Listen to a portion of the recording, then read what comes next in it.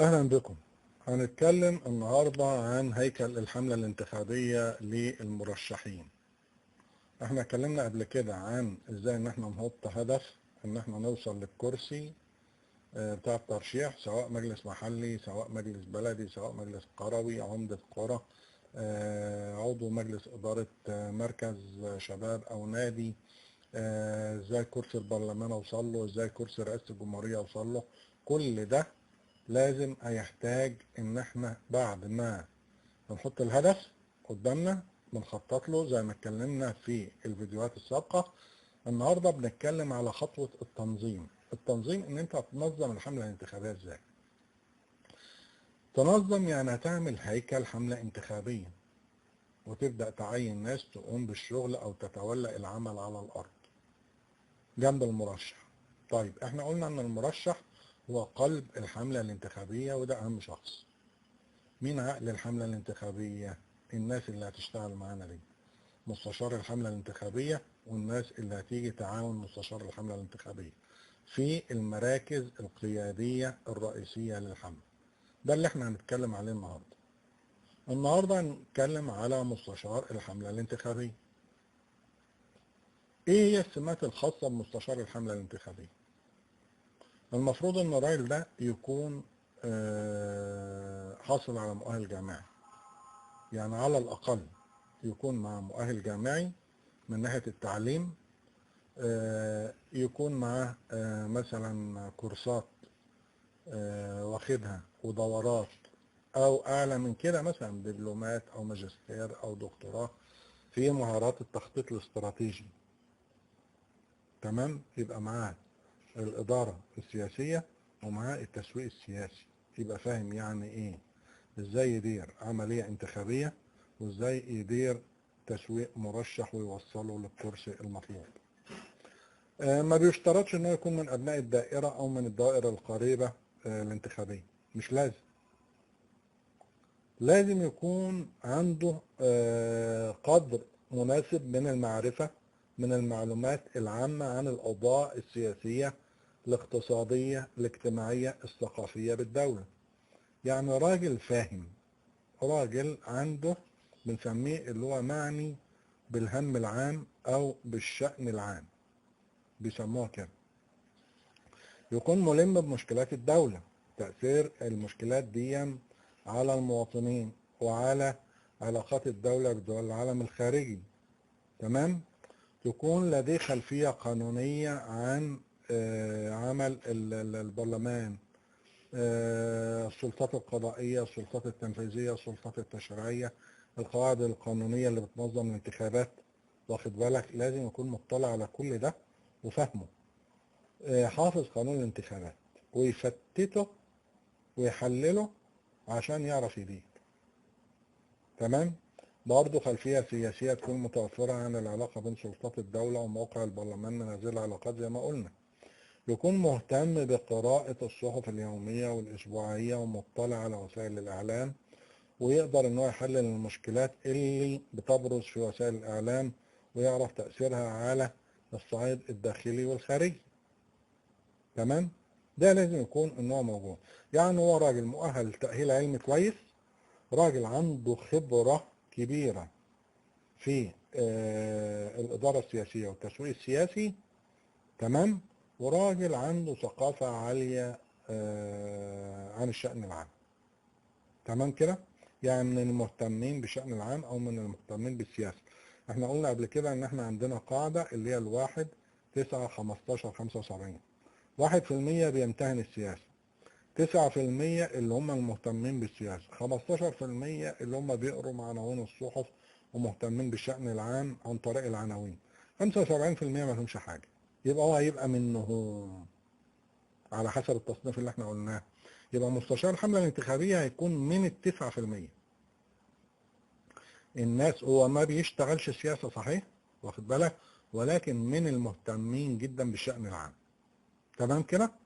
طيب، ايه هي اختصاصات مستشار الحملة؟ انت حطيت قواعد عشان نختار عليها مستشار الحملة الانتخابية او مدير الحملة الانتخابية او مستشار الحملة الانتخابية.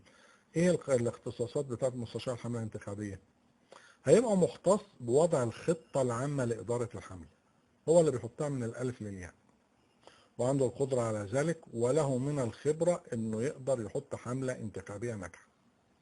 حط الحملة يبقى هو اللي هيشرف على تنفيذ الخطة العامة لإدارة الحملة ويتابعها. تمام؟ بعد كده هيبقى عنده التصورات اللازمة على مستوى الأسبوع والشهر عشان يغير بعض بنود الخطة بناء على إيه؟ بناء على تصورات أرض الواقع، لأن مش كل المكتوب ينفع إن هو يتم تنفيذه على أرض الواقع، طب هتلاقي اختلافات.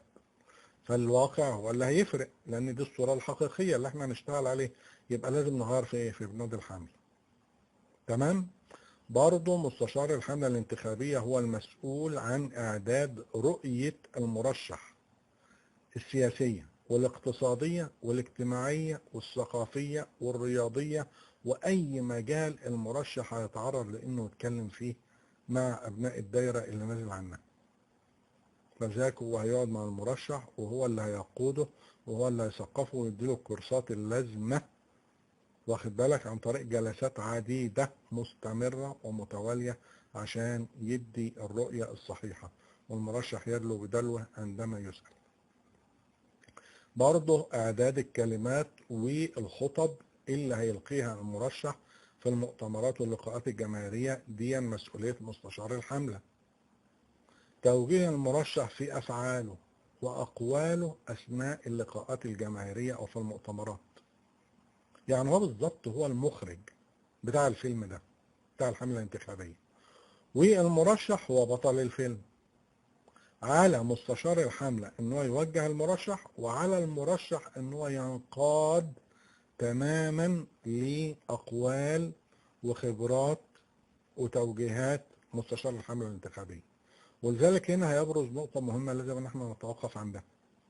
اي مرشح لازم يحسن اختيار مستشار الحملة الانتخابية على اساس حاجتين: القوي الامين. القوي في تخصصه ان هو اختاره ان هو الراجل الفاهم الواعي المدرك ذو الخبرات ان هو يدير الحملة الانتخابية، وامين يعني هيحط ثقته تماما في هذا الرجل. تمام؟ برضه من شغل مستشار الحملة الانتخابية الاشراف العام على تطبيق الخطة الاعلامية.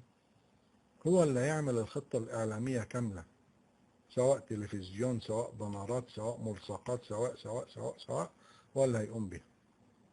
تمام؟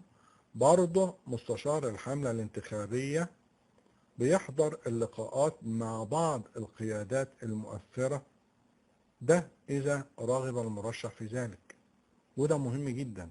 ليه؟ لأن مستشار الحملة الانتخابية أما يقعد مع مراكز الثقة الانتخابية، الناس المؤثرة في الانتخابات اللي لها وجود في الشارع الانتخابي، لازم مستشار الحملة الانتخابية يقعد ويفهم الناس دي زيه زي المرشح بالظبط. متابعة تنفيذ الخطة من خلال رئاسته لاجتماع هيئة المكتب. هيئة مكتب الحملة اللي بيضم مين؟ بيضم مدير عام الحملة اللي هو بيبقى تحت المستشار بتاع الحملة على طول، بيضم رؤساء القطاعات هنتكلم عليهم، بيضم المسؤولين الإداريين والماليين والأمنيين والإعلاميين. تمام؟ دي أركان الحملة الانتخابية، فهو اللي بيرأس الاجتماع بيه، وبيبقى اجتماع دوري على حسب احتياج. يعني ممكن مثلا بنخليه اجتماع أسبوعي عشان نراجع ايه اللي عملناه في خلال الأسبوع، وإن لازم الأمر بيدعو لاجتماع طارئ عشان استجد شيء، ما ينفعش إن احنا نستنى لنهاية الأسبوع. مستشار الحملة الانتخابية يوميا بيتشاور مع المرشح إن أمكن في إدارة الحملة الانتخابية. يعني يا ريت إن مستشار الحملة الانتخابية بيشوف المرشح يومي وبيقعدوا يقولوا إحنا عملنا إيه النهاردة، أو بيراجعوا اللي اتعمل واللي هيحصل بكرة. كل ما ده بيكون ده نجاح للحملة الانتخابية. برضه هو اللي بيتلقى الشكاوى من المرشح عن ملاحظات المرشح على إدارة الحملة الانتخابية، عشان مستشار الحملة الانتخابية ده يقوم بإزالة أسباب هذه الشكاوى بالتعاون مع مدير عام الحملة ورؤساء القطاعات. برضو عليه انه يقوم بزيارات مفاجئة للمقار الانتخابية وللقطاعات عشان يتأكد من حسن سير العمل، وإلا بياخد تمامات على الفاضي. بيتعاون مستشار الحملة الانتخابية مع المرشح في تغير أو تغيير تصورات الحملة إذا كان عند المرشح معلومات موثقة أو مؤكدة من جهات لا يرقى إليها الشك، والجهات دي المرشح جاب منها معلومات لا تستطيع إدارة الحملة الوصول إليها، فلازم يديها لمين؟ هيديها لمستشار الحملة، عشان مستشار الحملة هو المخطط والمنفذ للحملة الانتخابية، يقوم يعدل الكلام ده بناء على المعلومات الواردة. مستشار الحملة بيقدم تقرير شهري للمرشح عن الخطة الانتخابية، الخطة بتاعة الحملة الانتخابية اللي كانت موضوع، ويوضح حجم الإنجاز اللي تم في الشهر ده، عملنا كذا ولسه باقي علينا كذا، أو عملنا كذا وكان يجب نعمل كذا وما عملناهوش بسبب كذا. تمام؟ بيوضح تطورات في الحملة الانتخابية، بيوضح تحركات المنافس أو الخصم. تمام؟ دور مستشار الحملة الانتخابية أنا بعتبره هو الفرق بين النجاح والفشل بالنسبة للحملة الانتخابية والحصول على الكرسي اللي احنا بنشتغل عليه. يجي بعد مستشار الحملة الانتخابية مدير عام الحملة الانتخابية، ده الشخص رقم 2 في الحملة الانتخابية. طيب ايه السمات الخاصة بمدير عام الحملة؟ يكون شخص موثوق فيه بدرجة عالية جدا من المرشح، يكون من أبناء الدائرة، ويا ريت يكون له صوت انتخابي. احنا ما اشترطناش في مستشار الحملة انه يكون من أبناء الدائرة أو من الدوائر القريبة، هو راجل بروفيشنال فقط لا غير. ممكن اجيبه ان شاء الله، اجيبه من المريخ، ممكن اجيبه من امريكا، ممكن اجيبه من الهند، من السند، من بلاد بتركب الافيال، مش مشكلة دي. تمام؟ انما مدير عام الحملة الانتخابية يكون شخص من ابناء الدايرة، ويا ريت له صوت انتخابي، وموثوق فيه بدرجة عالية جدا من المرشح. طب ليه من ابناء الدايرة؟ عشان يكون له معارف وعلاقات عامة جيدة بأبناء الدايرة، وحافظ الدايرة الانتخابية زي كف إيده. لازم يكون ملم بقدر الإمكان بالمشكلات الرئيسية للدايرة الانتخابية.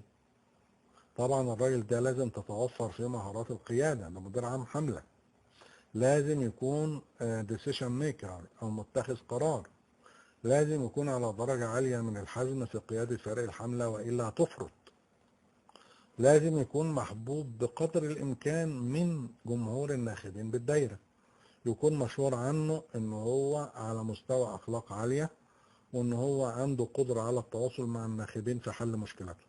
كل ده هيسهل دور الحملة الانتخابية لما يكون مدير عام الحملة الانتخابية بالمواصفات دي. يا ريت أو يا حبذا لو كان مثلا عضو منتخب في المجلس المحلي أو المجلس البلدي أو المجلس القروي مثلا. تمام؟ أو صاحب وظيفة مرموقة في نظر أهالي الدايرة، أو مشهور عنه إن هو شخص من الشخصيات الاعتبارية. تمام؟ الراجل ده لازم يكون فيه صفة خاصة مهمة جدا، always be patient. لازم يكون دايما صبور في التعامل مع فريق الحملة والتعامل مع الناخبين. لو شخص عصبي الحملة هتفشل، ثق وتأكد كده.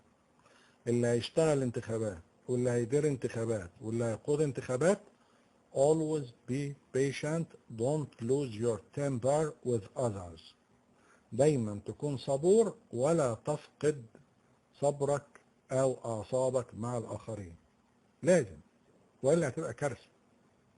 لازم يكون طبعا ملم بالاوضاع العامه السياسيه الاقتصاديه الاجتماعيه الثقافيه بالدوله، زيه زي مستشار الحمله الانتخابيه، وكمان يزيد عليه ان هو ملم بقول لك باوضاع دايرته من جميع النواحي. له علاقات عامه، متواصل مع قيادات الرأي بالدايرة، المراكز الثقة الانتخابي، كل ده يكون في ايده. يكون بعيد قدر الإمكان عن أي حاجات تمس سمعته الشخصية في الدايرة، أو إن عنده شائعات أو عليه شائعات قبل بداية الحمل ممكن إن يتنال منه من فريق الحمل. يعني يكون راجل فوق مستوى الشبهات إما نيجي نختاره. يكون منتمي للتيار الأقوى في الدايرة، يعني يا ريت يكون من التيار القوي في الدايرة الانتخابية. إذا كنا في قرية يكون من أكبر العائلات اللي هي بينظر إليها بالولاء والانتماء. إذا كنا في المدينة بيكون مثلا من عائلة معروفة في الدايرة، قوية، لها مكانتها، لها سمعتها، كلام من ده. يكون منتمي للتيار الأقوى في الدايرة، سواء كانت طبيعة هذا التيار دينية أو سياسية أو قبلية أو اجتماعية قدر الإمكان. تمام؟ يعني شوف على أي وجه يكون هو في التيار الأقوى. تمام؟ يكون سريع البديهة. نفترض إن إحنا دلوقتي الجماعة بتوع السلفيين أو الإخوان المسلمين مسموح لهم بإن هم يمارسوا العمل السياسي. تمام؟ بنيجي نبص على الدائرة، إيه التيار الأقوى في هذه الدائرة؟ يقول لك مثلا التيار الديني، يكون هو منتمي للتيار الأقوى اللي هو التيار هنا إيه؟ التيار الديني، مش التيار السياسي بقى، مش التيار القبلي، مش التيار الاجتماعي. طيب لو التيار الأقوى هنا قبلي، تمام، زي في الصعيد مثلا، يبقى يا ريت هو من عيلة الدهشنا، واخد بالك، أكبر عيلة في البلد.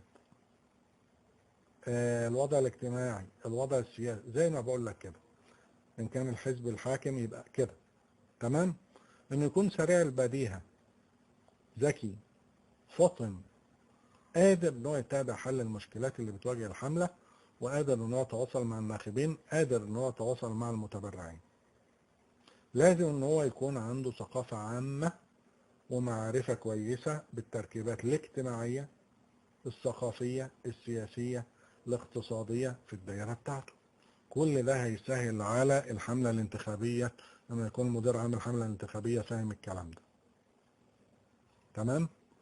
الراجل ده ما تجيبوش وتقدمه للمرشح فجأة، لا، ده الراجل ده عنده علاقة قائمة بينه وبين المرشح، علاقة قوية وقائمة وحديثة، على الأقل في آخر من 3 ل5 سنوات أو أكتر. ليه؟ عشان عنصر الثقة يكون متوفر ما بين المرشح وما بين مدير عام حملته الانتخابية.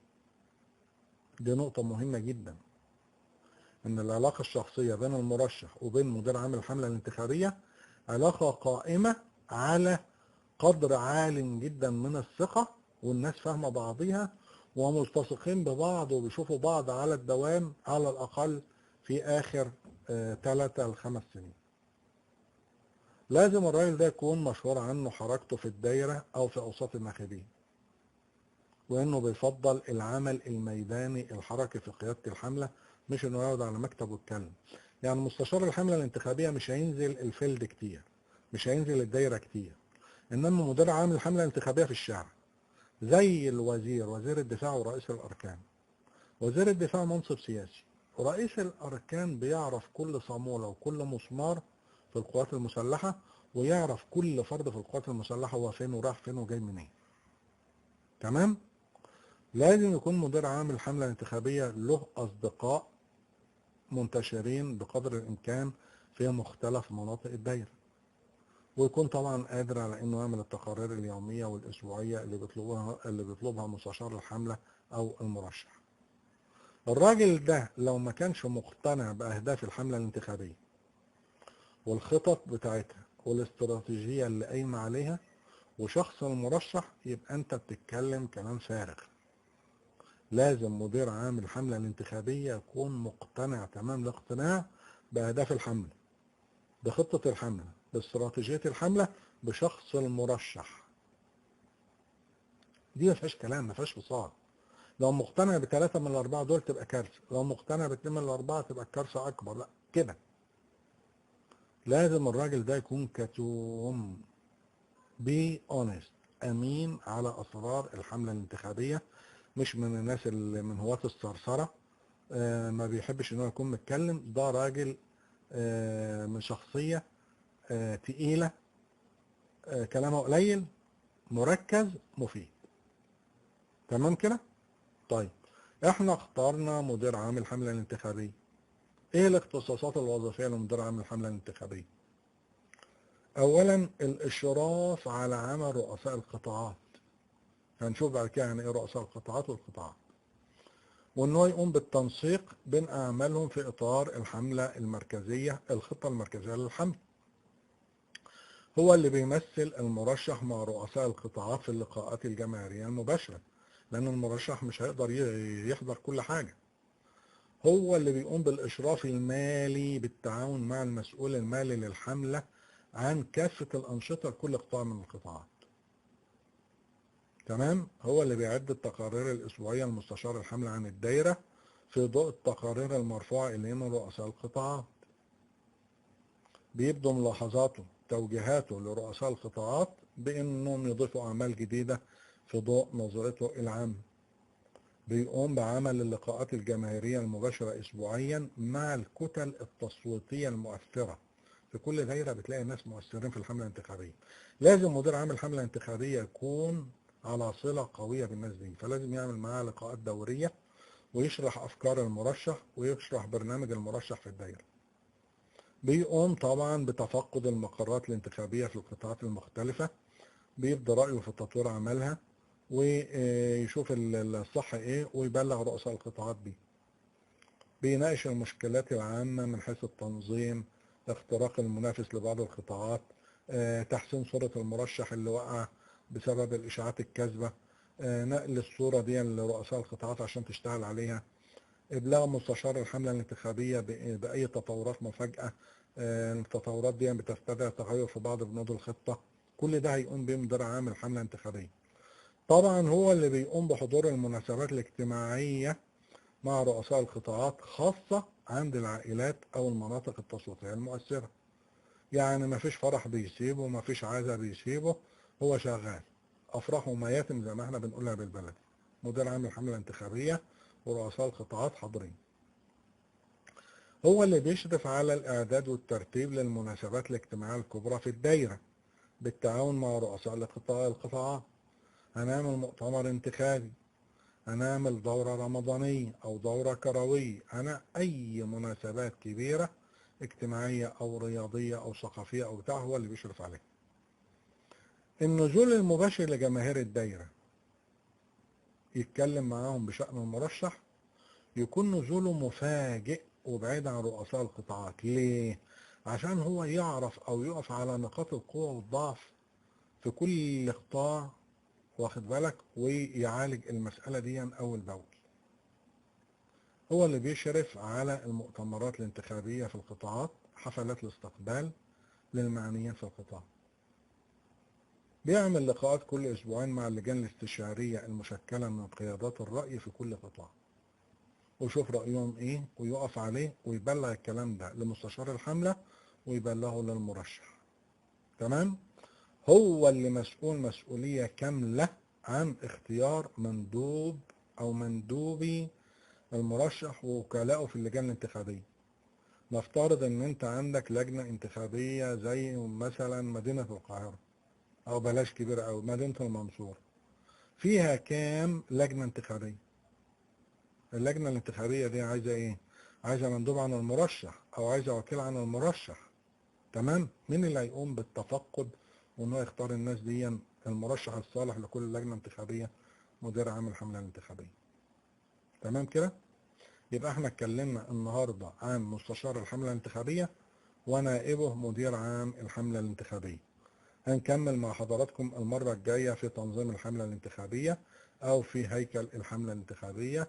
نشوفكم على خير. ما تنسوش تدوسوا لايك إن عجبكم الفيديو، والاشتراك في القناة بتاعتنا على اليوتيوب، ودعواتكم لينا بالتوفيق إن شاء الله. السلام عليكم.